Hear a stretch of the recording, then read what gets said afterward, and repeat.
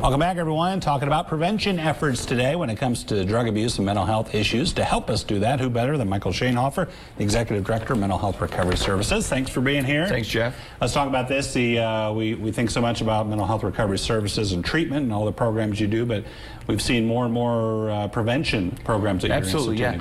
We're really focusing and not changing our focus, but putting more emphasis on the focus of prevention, because the treatment part we have in place. We have so many things for people, but our goal really is to keep people well. Right. And that's the goal of our program now.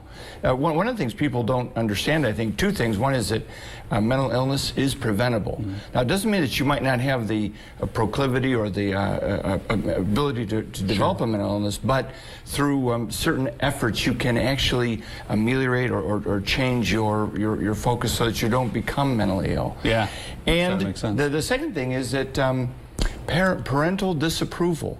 This is a big one. Parental disapproval is the greatest deterrent for kids to use substances. Yeah, and I know the state, Governor Kasich came out and he was talking about this Start Talking initiative, and boy, that makes so much sense to me, because we talked before we came on, a lot of kids just, I think, mentally aren't prepared when these guys or girls come up to them and present them with drugs and that kind of thing. They've never had anybody tell them about it. No, and it doesn't have to be anything deep. You don't have to know all the different chemical compounds of the different drugs. All you need to say is that drugs will kill you. Right. We talked about that earlier. You know, drugs will kill you, and I disapprove of the use of drugs, especially when you start young. Now, you can start anytime, but the younger your children are, the better it is. And it's like an inoculant. You inoculate your children so that when they are offered something, they say, wait a minute, Mom and Dad have disapproved of this. And the Start Talking information is fantastic. If you go on to Google Start Talking, and you'll find some great information. Yeah, and that's what I liked about it, because we've seen so many programs in the past where, as you say, it was kind of this, I don't want to say dog and pony show, but it was this scripted thing that you were supposed to sit down and talk to your kids about.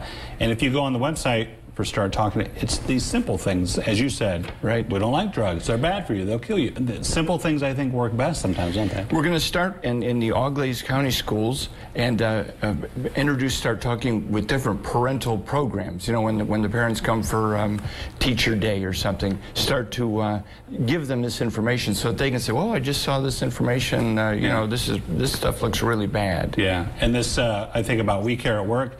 You go maybe up another level to the folks who are in the working world now, and that's another, it's kind of targeting the same thing. We've got 9 companies already who are doing our drug-free workplace program, and one of the cool things about it is that employees get information, good information about drugs, the harmful effects of drugs, but also this is where they can get the double effect.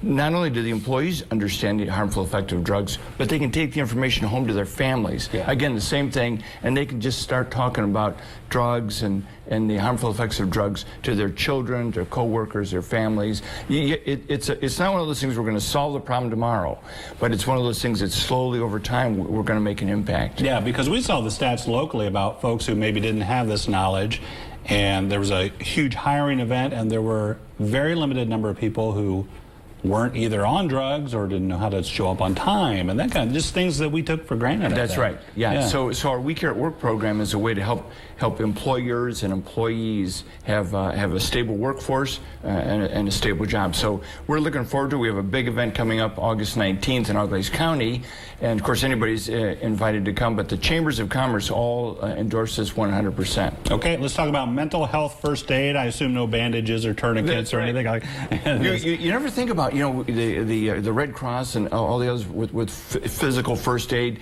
and you're not meant to do surgery. You're meant to do just, you know, stabilize somebody so that they can get to see somebody. And the same thing is true with mental health first aid. You have a friend, a colleague, a neighbor, one of your children, a spouse who's having an emotional crisis. Sometimes we withdraw and say, oh my gosh, that's something beyond me. Well, it isn't. It's just something that's a human outreach. And mental health first aid teach people how to interact and respond to somebody. We see it as a suicide prevention program and also a way of helping people to help others to get connected to treatment and to help. Well, great programs. Thank you so much, Michael. Appreciate it. Thanks, Jeff. All right, don't go away. We'll be back right after this.